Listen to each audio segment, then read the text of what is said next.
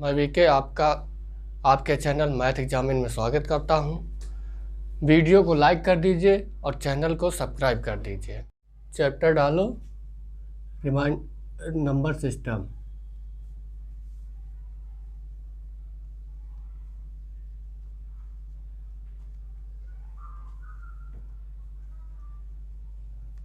Chapter अभी उसी तरह कंटिन्यू करेंगे। टॉपिक डालो भाजकों की संख्या।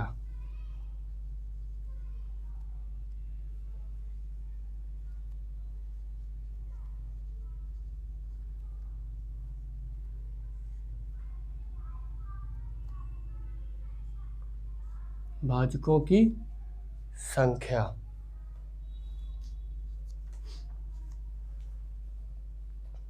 जैसे कोई सवाल दिया हो, सवाल नोट कर लो। 81 कितनी संख्याओं से विभाजित होगा? 81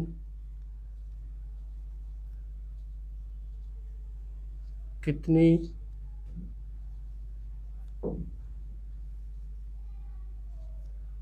संख्याओं से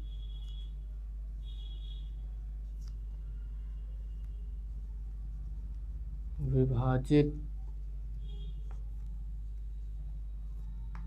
होगा?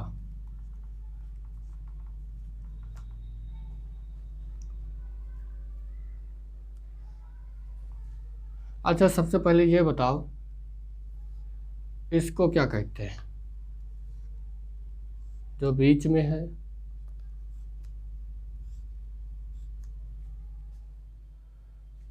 इसको हमेशा कहते हैं, जिस संख्या से भाग दिया जाता है उसको क्या कहते हैं? भाजक। जिस संख्या में भाग दिया जाता है उसे कहते हैं भाज्य। ये भागफल जो आता है वो भागफल, और यहाँ जो बचता है शेषफल। तो हम बात करेंगे आज भाजक की कि कितनी संख्याओं 81 जो है कितनी संख्याओं से विभाजित हो जाएगा पूर्णतया। तो क्या करेंगे? 81 को लिखेंगे a की पावर m के रूप में। किसके रूप में? a की पावर m के रूप में। अब कैसे लिखेंगे? तो 81 को क्या करोगे? एलसीएम लोगे। क्या करना पड़ेगा? एलसीएम। जब एलसीएम लोगे तभी तो इसके जोड़े बनेंगे, और जब जोड़े बनेंगे तो उन्हीं को तुम क्या करोगे? घात के रूप में लिखोगे। तो अब तुम क्या करोगे? एलसीएम लोगे।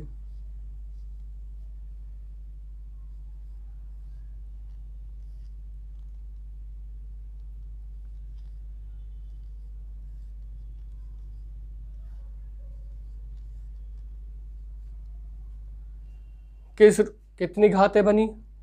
4। 1 2 3 और 4। तो यहाँ क्या लिखोगे? 3 की पावर 4। अब फार्मूला याद कर लेना हमेशा। क्या होता है? भाजकों की संख्या होती है, लिख लो फार्मूला। भाजकों की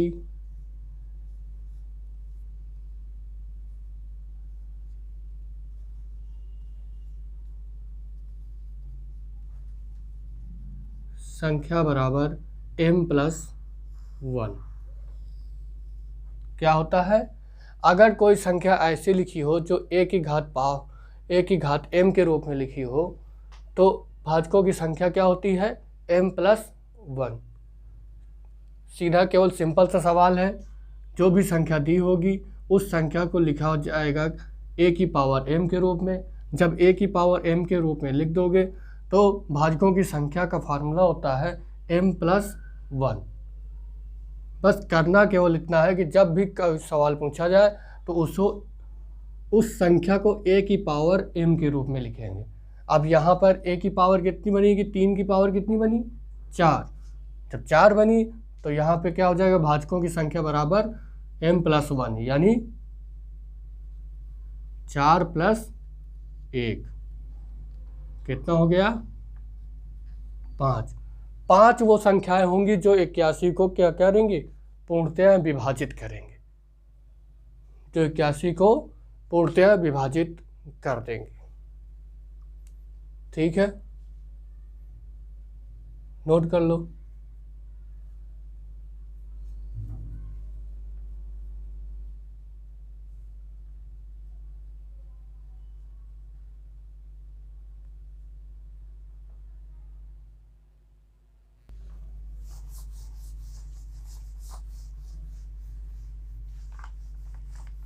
अब एक नेक्स्ट सवाल और करेंगे।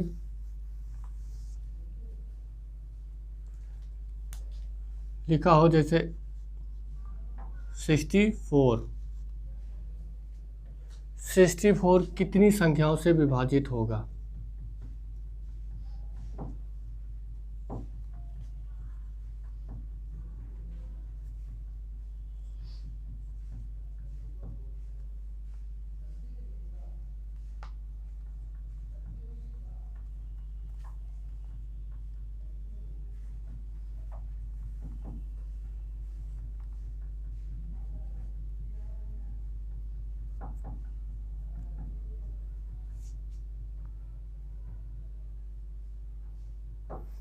फिर वही तरीका, 64 का एलसीएम लेंगे।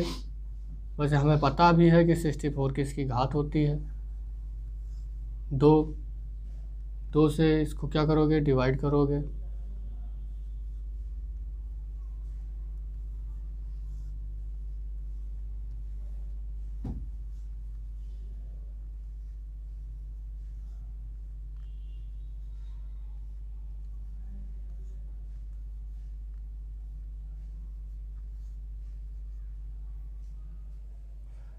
कितनी पावर चढ़ेगी, 1 2 3 4 5 6, यानी 2 की पावर 6।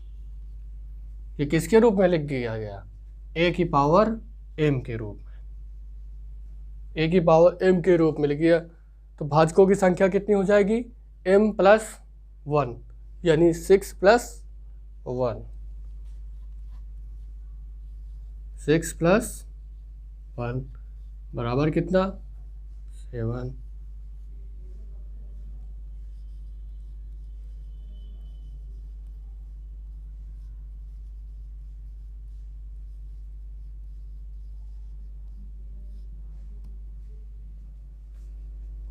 आंसर नोट कर लो।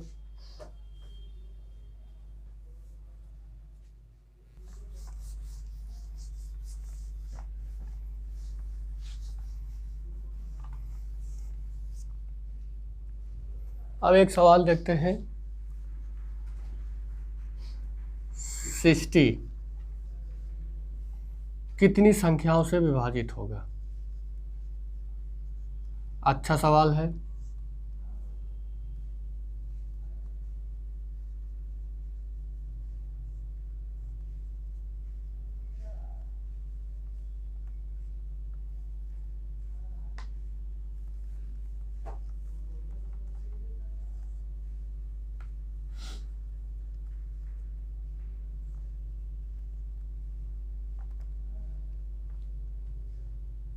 क्या करोगे, फिर वही एलसीएम लोगे।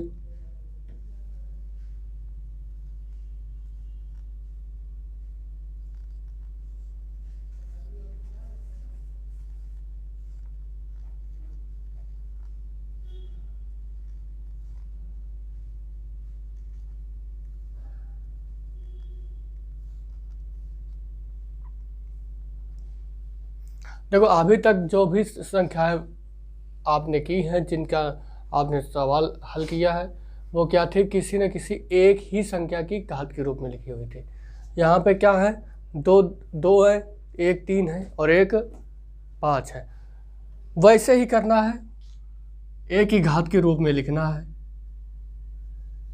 अब कैसे लिखोगे, 2 की घात के रूप में 2, इतना ही है। मल्टीपल है क्योंकि ये मल्टीपल में ही होती हैं, तो मल्टीपल में क्या करोगे, 3 लिखोगे, उसकी घात के रूप में क्या है, 1 है। फिर लिखोगे अगला 5। अब क्या करना होता है, m+1 के रूप में लिखना होता है। जैसे ये लिखा हुआ है बस वैसे ही कर देना है, m+1 के रूप में, यानी 2 + 1। चिन्ह कौन सा है, मल्टीपल का, तो मल्टीपल ही रहेगा। यहाँ घात कितनी है, 1, तो यहाँ पे घात क्या हो जाएगी, 1 + 1। यहाँ पे घात कितनी है, 1, तो घात हो जाएगी 1 + 1। मल्टीपल कर दो अब इनको जोड़कर, कितना हो जाएगा, 3 × 2 × 2,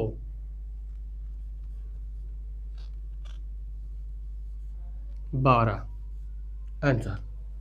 नोट कर लो।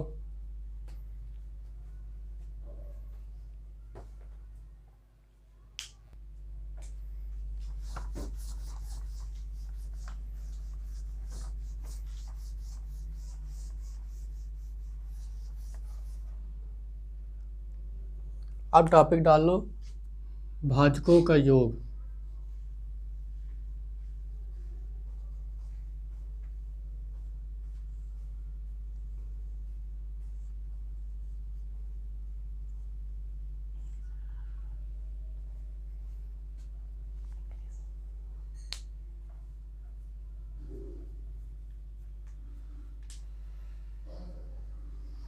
अगर कोई सवाल दिया हो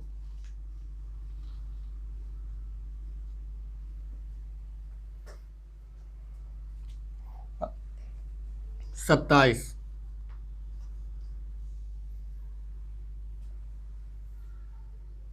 और पूछा जाए कि 27 के भाजकों का योग कितना होगा, या 27 को विभाजित करने वाली संख्याओं का योग कितना होगा, किसी भी तरीके से सवाल आ सकता है, तो लिखेंगे 27 को विभाजित करने वाली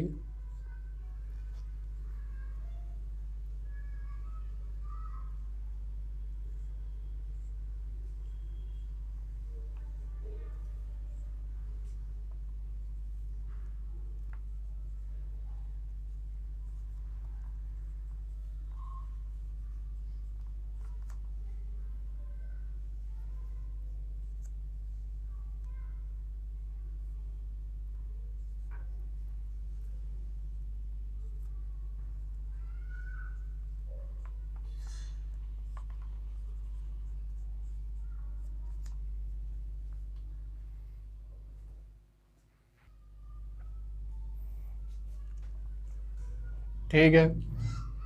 तो एक फार्मूला लिख लो भाजकों का योग।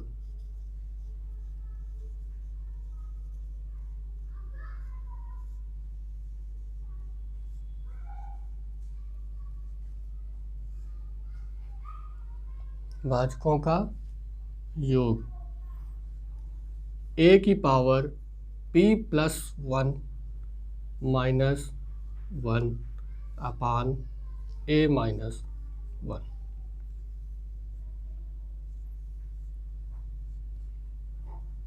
क्या होगा, a की पावर p+1 माइनस का 1 a - 1। अब वही काम करना है, 27 का क्या करोगे, एलसीएम लोगे,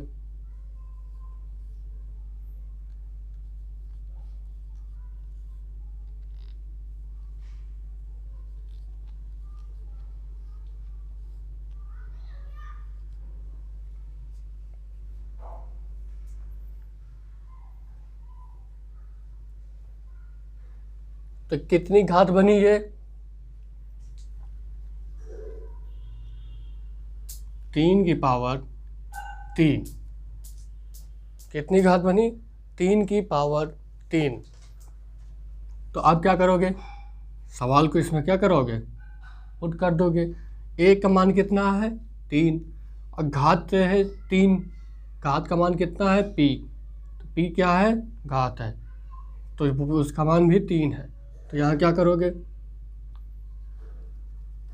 पुट कराओगे, 3 की पावर 3 प्लस का 1 माइनस का 1 अपान 3 माइनस 1। 3 की पावर हो जाएगी 4 माइनस का 1 अपान 2। 3 में गया 1 यानी 2। यहाँ 3 की पावर 4 का मान कितना आएगा?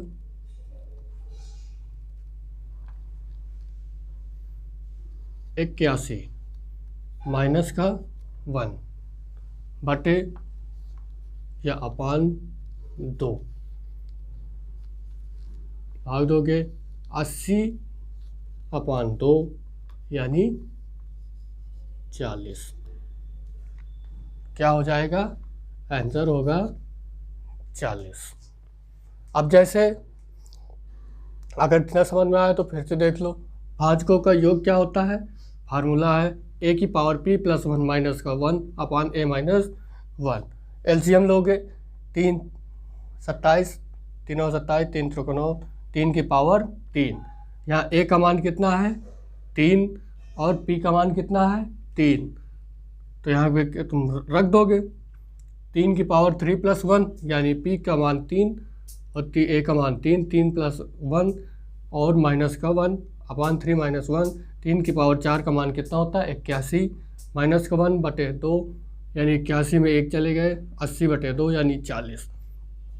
अब शायद आप लोग सोच रहे होंगे कि कैसे आया, 40 कैसे हो सकता है?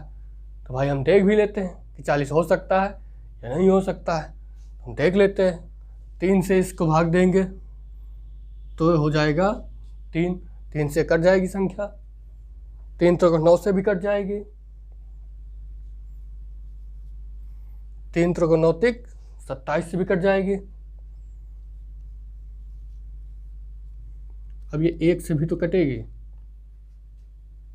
और हमें क्या करना है? जिन संख्याओं का इसमें भाग चला जाता है उन संख्याओं का योग निकालेंगे। निकाल लो इसका योग, जोड़ो 7 3 10, 9 1 10 यानी 20 और 2 2 4।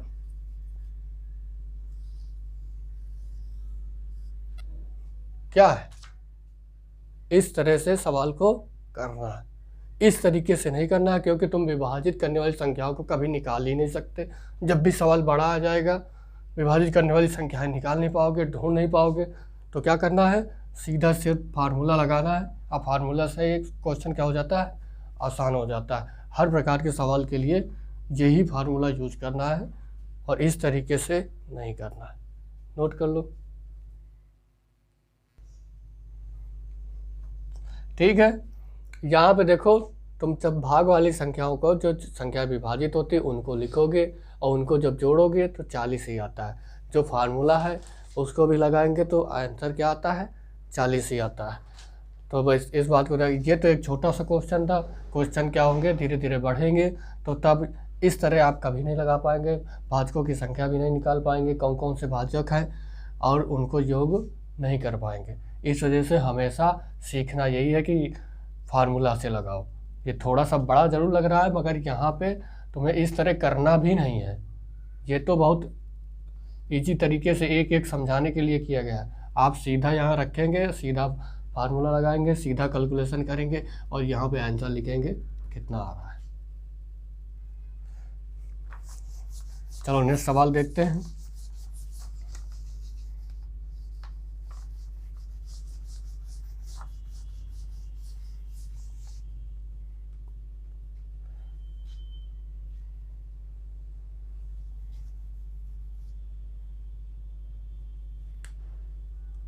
अब दे दिया जाए 72।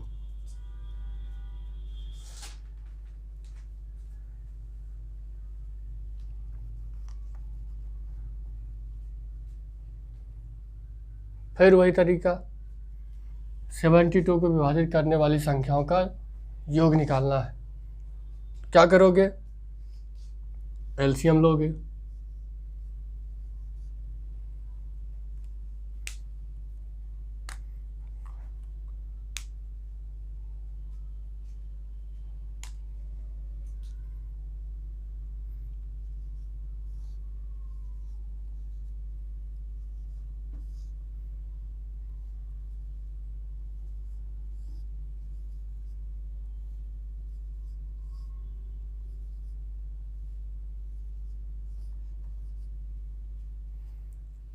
जब इसको घात के रूप में लिखा जाएगा तो क्या लिखा जाएगा, 2 की पावर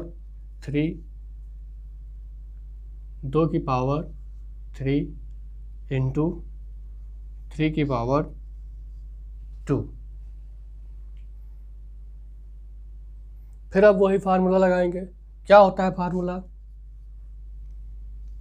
a की पावर p प्लस 1 माइनस का 1 अपान a की पावर -1।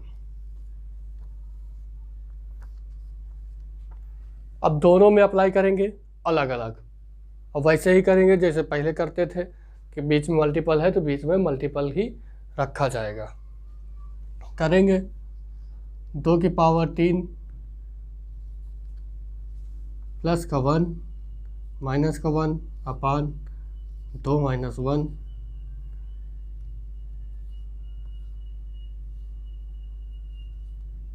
थ्री की पावर 2 प्लस 1 माइनस का 1 अपान 3 माइनस का 1।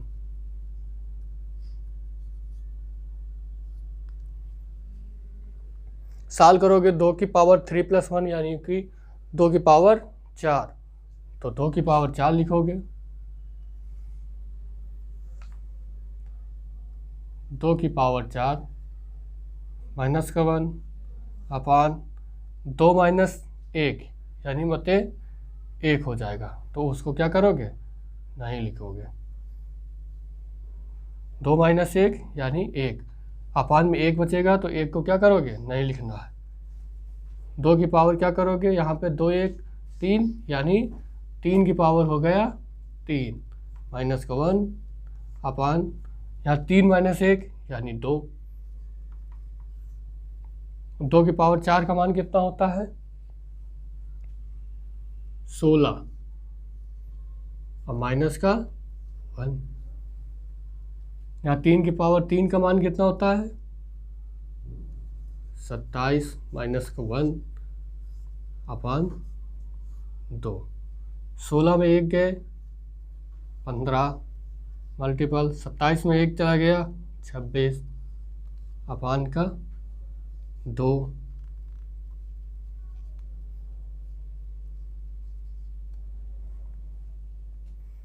अब क्या करोगे, इसका मल्टीपल करोगे, ठीक,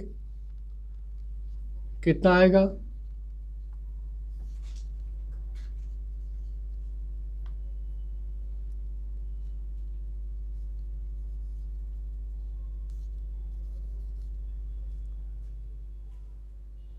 समझ में आया। 13 5 65, 6 13 के 13 13 6 19।